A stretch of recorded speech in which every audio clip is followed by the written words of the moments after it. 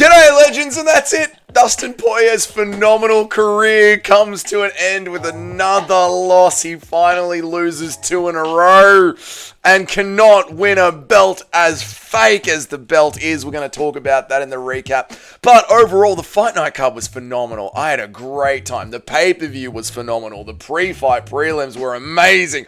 I had a wonderful time. I know some people were ragging on the card, and they deserve to rag on the card and absolutely destroy it, because was it worth $90? No. No, it wasn't. It was not worth $90 at all. But this is the problem, right? MMA is just inherently fun. The UFC is inherently fun. And when you put these kind of fights together, I had a great night with it. I had a wonderful, wonderful night with it. It was really, really enjoyable. To me, there was only one fight on the card that wasn't entertaining, that didn't give me any feelings. That was Dan Ige versus Pitbull. That was a horrible fight. But apart from that, every other fight, including the women's MMA fight that kicked it off, women's MMA is back. I keep repeating that every single week. It's time to get back on board, Dougie, with women's MMA. They were all great. They were all great. I'm not going to go through every single fight on the card. I'm just going to go through some of my big takeaway moments, and I had a lot of takeaway moments from this card. I also had one moment that I think is going to be a little bit controversial, and it's going to get me some trash talk down there in the comments, but it is how I feel about how the card went overall and about how Dustin Poirier ended his career. And I have to preface it with, I am a massive Dustin Poirier fan. That's probably why I feel so let down and disappointed about this moment. But we're going to get into it, right? Let's get into it. Right, the main fight, the main event, the big fight, right? 318. Dustin Poirier goes in there and just is fighting off the back foot the entire time against Max Holloway. Now, Max Holloway has evolved from, I'm the best boxer in the UFC, baby. Well, he's not the best boxer in the UFC, right? JDM, Ilia Topuria is probably the best boxer in the UFC. But Max has added this level of kicks to his game, and it's not just like he's going to give you a calf kick, you know? Like Benson Henderson, man, back in the day. No. Max is going to give you a calf kick. Max is going to give you an oblique stomp. Max is going to kick you to the body. Max is going to kick you to the top of the head, all while jabbing in combinations to the top of the head and then jabbing you to the body as well. Max is overwhelming you, hitting you fucking everywhere. Have I sworn too early? Who cares? Max is hitting you everywhere, all over the body. And when you're someone like Dustin Poirier, whose guard is a little bit of a Philly shell sort of a guard, right? Are you guarding down here? Are you guarding up here? Where are you stopping Max Holloway kicking you? Where are you blocking? And it just overwhelmed Dustin Poirier. It really did. I feel like Dustin Poirier really bit down on his mouthpiece and fought back in every single round. It's what made the fight so fun. On my personal scorecards, I gave Max round 1, round 3, round 4, round 5, round 2, you could have given it to Dustin because he had great moments at the end of round 2. But Dustin had great moments at the end of every single round. But it really was just Max Holloway schooling Dustin Poirier. Just schooled him, man. And, what needs to be taken away from that is there's been a lot of talk this month, the last month, ever since Ilia Topuria chinned Charles Oliveira, that Ilia Topuria is just shinning people that are absolutely washed. Now, look, we've gone over this 100 times, but the Max Holloway is washed talk has always confused me, and this really does define that. Like, Max Holloway is not washed, right? Max Holloway's 33 years old. He's finally not cutting down the weight to featherweight. He is in lightweight, and he's got power in lightweight, man. He's slamming Dustin. Dustin's falling down onto his ass, looking up at the sky like, God almighty, what just hit me? Max Holloway is in his bloody prime. I do not think he beats Ilia Topuria. That's how good Ilia Topuria is. Good, man. Good. So the Ilia Topuria haters need to shut up a little bit. Max is not washed. Max is firing on all cylinders, right? But then on the flip side of that coin, these are the takeaways that you take from this main event, just looking at the overall picture of the UFC. The people out there that have Islam Makhachev as the greatest fighter of all time, I think Max won maybe every single round of that fight against Dustin Poirier. Definitely 4 rounds of that fight he won. He cleaned Dustin Poirier up in a way that Islam Makhachev could not. Now, maybe Dustin Poirier is a year older. Maybe the war against Islam Makhachev softened up Dustin Poirier for Max Holloway. But I'm just saying, the reason that I have this annoyance with Islam Makhachev's legacy is because we didn't get to see him against Armin. And I made videos about this, warning everyone, warning everybody about how Islam Makhachev's career is going to be remembered without the Armin Tsarukyan fight. He desperately needed the Armin Tsarukyan fight, because unfortunately for Islam Makhachev, beating Alexander Volkanovski 10 days off the couch, beating Dustin Poirier the way that he beat Dustin Poirier in a round, and one of the judges had that 2-2 going into the 5th round, and then beating Renato Moicano. I mean, you want to take Mighty Mouse out of your GOAT list because he hasn't got any decent names on his resume. Well, Max just did it better. So what do you say about Islam, man? Islam needed the Armin fight. But either way, Dustin tried to handle Max Holloway as best that he could and get himself back into the fight in the last couple of minutes of every single round. And he did, and it made the fight extremely exciting. The guillotine that Dustin pulled at the end of the 2nd round, man. We, the Dustin Poirier fan base, needed that, dude. We absolutely needed that. I don't think I've ever cheered for a submission so much in my life, man. I got up in this office, I started running up and down like an absolute fool of a thing. A fool of a thing, I tell you. Believing in the guillotine of Dustin Poirier. Imagine if he got it. He didn't get it, but that success that he had at the end of round 2, we needed to have it. It was awesome, man. It was awesome. So all this is leading up to a phenomenal fight. The fight's going down great. Is Max, here we get into the last moments of controversy that I'd have to address, right? I am a huge Dustin Poirier fan. And why am I such a big Dustin Poirier fan?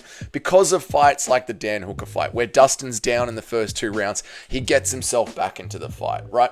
Because of the Islam Makhachev fight, where Makhachev's having success, he gets himself back into the fight. Because Dustin Poirier is the guy that's never lost 2 fights in a row. Dustin doesn't give up. Whenever Dustin's in a war, he bites down on his mouthguard and he gets himself back into the war. And Dustin has used that as part of his branding. He's a diamond. He doesn't break. He goes everywhere with a big red, bright fucking cap that literally has war in the middle of it. Dustin Poirier says, "It's my last fight. I want to go out in Louisiana." The UFC say, "Yeah, no fucking worries, mate. You go out in Louisiana. You go out there, mate, and you have a massive pay-per-view. This is for you. We're going to build the entire card around you. And who are we going to give you? We're going to give you Max fucking Holloway." And Max Holloway tells everyone in the crowd to boo him because Dustin's the hero of this story. And Max sort of makes sure that we get to the 5th round. And in the 5th round, in the last 10 seconds, Max Holloway looks at the clock, and we hear Max Holloway, Dustin Poirier asking for war. This is the moment that you wanted. Max points down to the cage. Dustin goes, "Yeah, let's do it."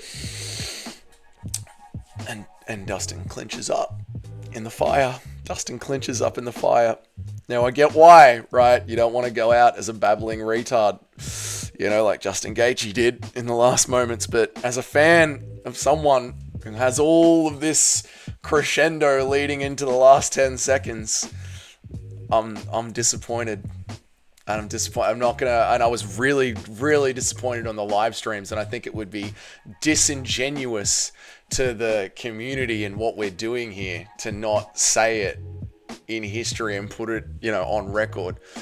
I'm disappointed with how the last 10 seconds of Dustin Poirier's career went. He threw 2 shots. He threw a hook and a jab and then clinched up when Max Holloway gave him everything. The chance to go out as the man of war. We could have revived him and sat him up and taken a moment to watch it. We could have, but he just, and maybe it's because it's been such a long journey, that he's wanted to, but he just couldn't release in those last moments. I don't know what it was. Whatever it was, it's fine. It is what it is. But just as a man who loves Dustin because of the wars, to see someone like Max put on one of Max's best performances, and to see Dustin claw his way back in every single round, at every single last minute of every single round, Dustin still biting down on his mouse guard, to have that moment end in a clinch, I can't help but feel sad about it. And that's, it's going to go down in the history books as like, these are some of my favorite fighters, and this is just the name of the game. This is part of being an MMA fan.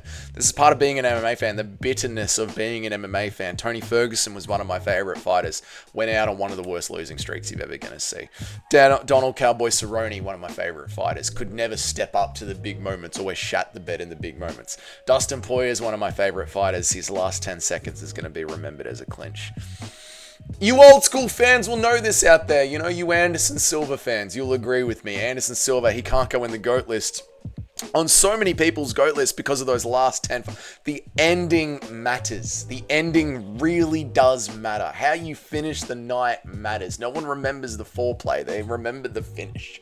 The finish matters, and Dustin dropped the ball, and it's... Quite frankly, it's sad. It's sad, but it was a really enjoyable fight on top of a really enjoyable fight night card. It really was. It really was. I'm not gonna, I'm gonna download this one. I'm gonna keep this one with all the music and the walkouts and everything that the fight night was. I'm gonna keep it because it was a phenomenal fight night card. I don't want to but I do want to bring up, like, the last 10 seconds let me down. Also, as well, just while we're here, the walkout let me down as well. I'm sorry, the walkout let me down as well. I feel like Dustin Poirier's walkout against Islam Makhachev was a much better walkout. How we had the remix of Diamonds, of Rihanna Diamonds, and then it dropped into the James Brown. We had that remix. It dropped into the walkout of James Brown. It had so much aura to it. And then in this one, we were told, like, oh, Dustin's going to be walking out with Lil Wayne. I'm like, oh, okay, this is cool. So what are we going to get? Like, Lil Wayne doing his own mix of James Brown? Are we going to have, like, a little bit of Rihanna, and then it's going to drop into Lil Wayne, and Lil Wayne's going to be walking out in front of Dustin Poirier, mixing up, like, doing a little bit of a remix for us? This is going to be really entertaining. We saw something very similar to this when when Conor McGregor walked out with Sinead O'Connor in the background. The UFC have had rare moments like this before. I'm like, this is going to be sick. Here we go. Oh, shit, it's the BMF title. So Dustin's not the A side. That's annoying, but here, all right. What's happening? Lil Wayne's just sort of little brothering around the background. Bit of a disappointing walkout. And then the BMF title, and I fucking hate harping on the negatives, but the BMF title needs to go, man. This whole thing was built for Dustin, and he walks out as the B-side because it's a title fight. Because it's a BMF title fight. Like, that fucking matters for anything. Who gives a shit about your WWE belt? And then we have, like, the belt wrap, and everyone's like, and still, like, what?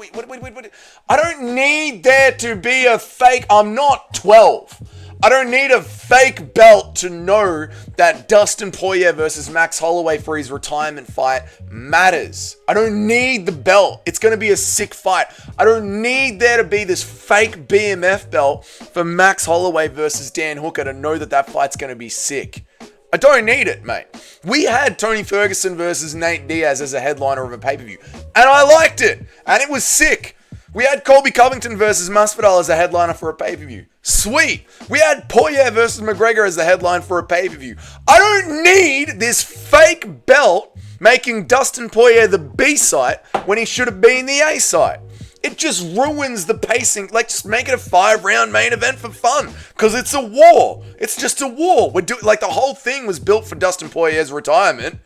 And then we got to shit out this fake belt to make it mean something. And people say it's because ESPN demand title fights. They don't. I just gave you 3 UFC pay-per-views that weren't title fights. They don't demand it at all. I don't know where that narrative comes from. It's bizarre to me. And the BMF belt needs to fuck off.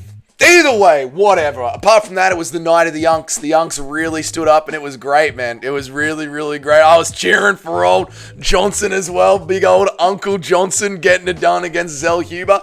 I love what I saw from Zell Huber in the 3rd round. Fighters not giving up. This is why I'm so disappointed in Dustin, because I say this all the time. If you're an avid watcher of Dougie's Corner, thank you. And I've said so many times, I want to see the fight in the fighter. It's probably my favorite thing about this sport, is when I see that a fighter's down and they just get back into it and keep on swinging. And Johnson had Zell Huber down 2 rounds, and then in the 3rd one, Zell Huber was like, nah, brother, fuck this, I ain't quitting, and just started spamming head kicks, man. The head kicks were just coming out of nowhere. It was great, dude. So respect to Zell Huber, dude. Hats off to him. And Johnson, getting the win at 40 years old. I'm going to pair this point with my next point as well. Because what did we see after that? It was Vinicius Oliveira versus Kyler Phillips, right? Now, the Vinicius Oliveira, Kyler Phillips. No, they're not unks. They're not unks. They're not unks at all. They're 2 ranked bantamweights. But live stream viewers, click ahead a little bit because I know you're going to be sick to death of hearing this take. But Lucas Tracy You perpetrate this take amongst MMA YouTube and the fandom more than anybody else. There is a message going on out there that modern MMA fighters are so far ahead of the game that you got to throw out all the great old school fighters. Mighty Mouse and GSP and Anderson Silva, they count for nothing because the UFC is just so fucking far ahead of where we are today. Well, Johnson just destroyed Zell Huber 2 rounds to 1. And Vinicius Oliveira versus Kyler Phillip are 2 ranked fighters in the most skilled division, the lighter man skilled division. 135 pounds bantamweight, number 11 versus number 15. And they're fucking throwing single shots the entire fight from the hip. And then Phillips is just spinning wheel kick. Like, this is the highest level of skill that we have in the UFC, and it's getting schooled by an unk, and the 2 kids are playing with each other like a fucking street fight. Right? Like a street fight. And then on top of that, like, Pantoja literally won a belt while he was still a taxi driver. Like, this idea that the modern era is so far ahead of the previous era, shut the fuck up. You couldn't be more wrong. It gets proved every single weekend. Okay? Enough of that. All right? Movsar Evloev, or what, Piotr Yan, Movsar Evloev, Arman Sarukian, they are not the fucking top 10 GOATs of all time just because they're in the modern era. That means literally fucking nothing. Moving on. Jimmy Crute, mate. Bloody never doubted Jimmy Crute. Never doubted him at all. Prackniel had me shitting bricks.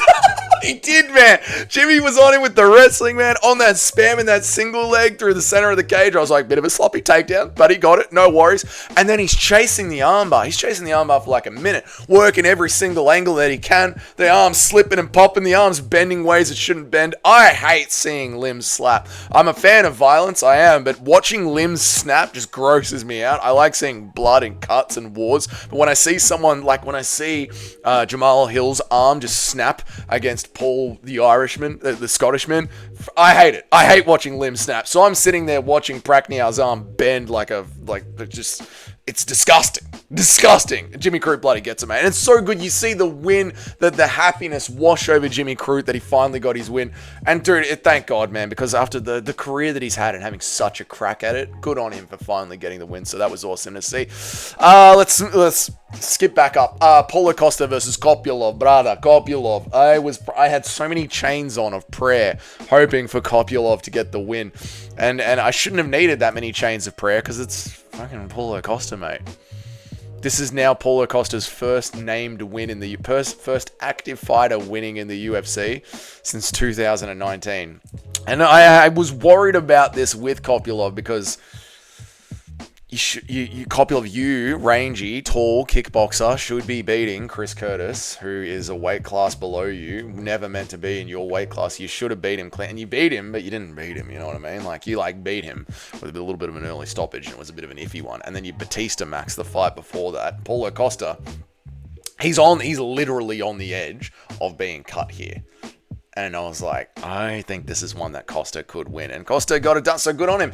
I'm happy Costa's still in the UFC. I just don't know, what are we doing here with Costa? Again, he's getting to like that start age of his career now. Is he just going to be that gatekeeper that does fun memes and you never know if he's going to make weight because his body's giving up on him during the presser? Like, he's not exactly reliable old Neil Magny. You know what I mean? Neil Magny is going to make weight. He's going to put on a war. But Neil Magny's going to put on a hell of a fight. He's going to make weight. He's going to fight 3 times a year. You know what I mean? You want a gatekeeper? You want a Neil Magny. He's going to be there. He's going to rock up to work. He's going to rock up with his suitcase and he's going to rock up to work. That's such a Lucas Tracyism. He's going to rock up with his suitcase 3 times a year and he's going to put in rounds and he's going to be your gatekeeper. Paulo Costa's not that guy, man. Paulo Costa's going to rock up once a year, maybe not make weight, to be a gatekeeper and put down prospects. What are we doing? He's not going to be a contender. He can't be a gatekeepers need to be active. Paulo Costa's not active, so I don't know what we're doing. Allen versus Vettori. Man, I hate Brendan Allen, so I'm not going to... Well done to Brendan Allen. Good work, mate. Well done. Vettori has regret... Brendan Allen won the fight. Good. Well done. You deserve the win. You were in a war. Vettori gave you a war. I don't want this to sound like I am taking away from Brendan Allen's win. Vettori has regressed so much. How did he ever fight for a title? He is just a 1-2. That is it. Vettori, and Joe Pyfer. They just stand there and shoot a 1-2. What happened to Vettori? He's got no head movement, barely any kicks. It is just 1-2 down the center and having a chin and hoping that you tire out before I do. That's Marvin Vettori's entire game plan. Insane, man. Insane. But well done to Brandon Allen. He got the win, man. Hats off to him. Good work. Overall, UFC 318, I had a great time. I'm going to give it a solid 8.5 out of 10. 8.5 out of 10. Really fun card. I had a great time. I know we all got our picks wrong. Yeah, I didn't get my pick wrong. We all got our picks wrong. A lot of upset. A lot of favorites early. All the favorites were doing well. And then about the main card started, that Allen Vettori fight started to, what's going on here? And then after that, shit just started to go off track. Everyone started. No one was picking Pitbull. No one's picking Pitbull. No one's picking Paulo Costa. No one's picking Paulo Costa. Not many people are picking C-Rod. And everyone's picks started going nuts, mate. It is what it is, mate. But it was a fun card. I had a really, really good time with it. A lot of people would have picked Max Holloway. I think Max Holloway with Dustin Poirier was a 50-50 fight. I think a lot of people picked Max Holloway. Well done. You guys were absolutely right. I heard a lot of pundits, a lot of people talking, saying that Max Holloway's kicks were going to be the difference maker. I thought Holloway would be able to handle the kicks because he's been in so many wars with great kickers before. Islam Gaethje, like, he can handle kicks, so I didn't think it was going to be that much of a game changer.